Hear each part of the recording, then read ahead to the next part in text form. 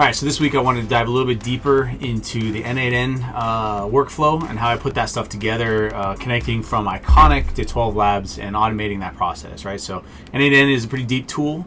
It's fairly recent for myself, so there's definitely more refinement that I'm working on over time, adding more pieces, but this is kind of one way that I was able to string this stuff together, right? Instead of, going out and building my own type of Python interconnectivity or other different ways to connect the two different applications together. This is just a nice simple way to have APIs talk to each other, right, so to speak.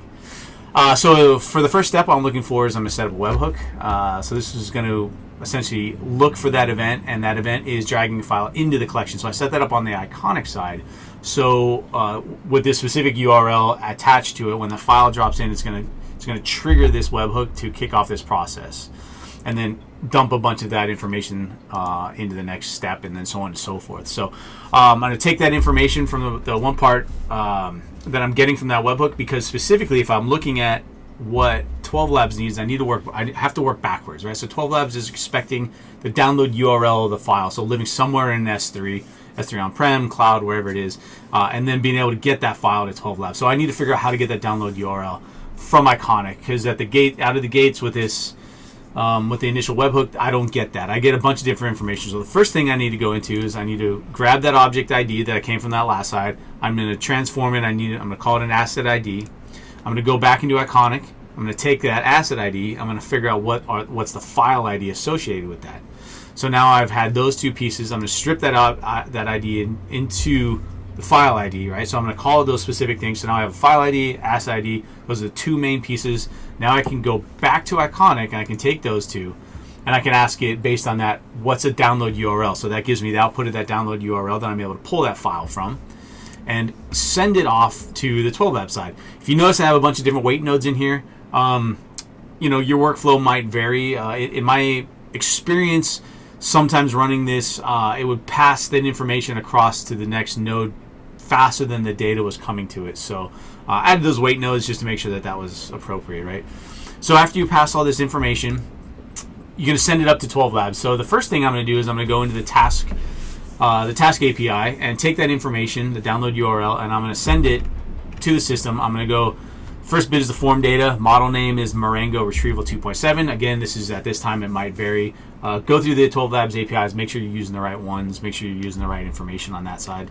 I'm going to add the video URL, so it's going to know that this is the file to pull, this is the file to upload to it, and then I'm going to send it to a specific index. So in the 12 Labs side, if I go over here, you can make sure that you send it to the right index, the index that you have created, right? And then that's where that file is going to land.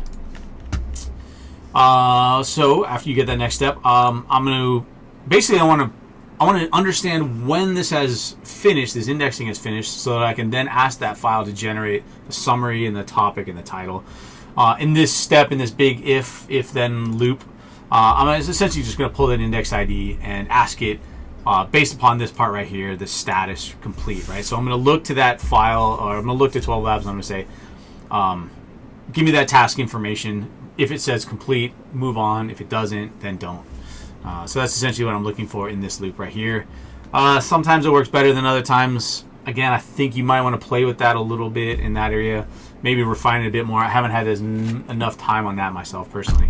But essentially when that passes through, you're going to take that information as soon as that indexing is done. You're going to ask it to summarize the video. So you're going to go back into the API for summarize.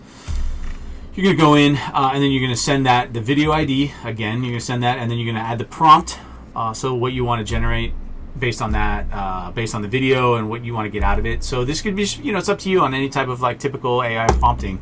And it might vary. So, it depends on your footage, right? So if you have a bunch of raw footage and a bunch of different takes, maybe you want to tell it, give me a summary. There's going to be dozens of takes. Give me the best take. Give me the information behind it. I mean, whatever you can imagine that you want to add to this piece. Sometimes it helps to be more specific. Just like any other AI task, you want to be as specific as possible and very direct with it and what you want to get out of it. And then the type is a summary. So you should generate all that stuff. The next thing I asked the gist API. Granted, there's a bunch of APIs in 12 Labs, so if you dive through that paperwork and their information, you can figure out what's going to work best for you. This was just the top 3 that I figured would work best. So summary, topics, titles, that should cover about 80% of most of the workflows that people really need.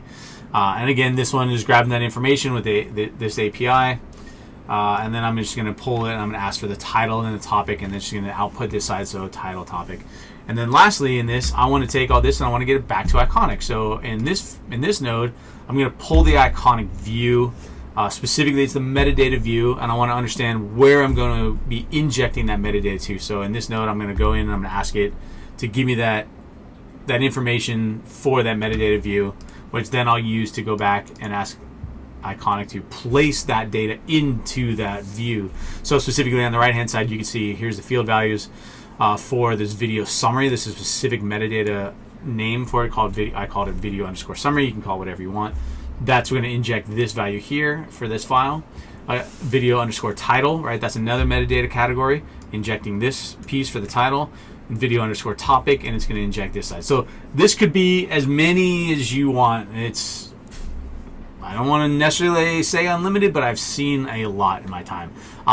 3 is probably good. Maybe 5 is good for you. I would say probably don't go past that, because a certain amount of information is too much information. It becomes overwhelming for the users and the editors and going through it. So really hone down exactly what you want to get out of it. And essentially when you're done, your file should be coming back, and you can go back into Iconik and you'll see something like this, where you have the file that you've landed.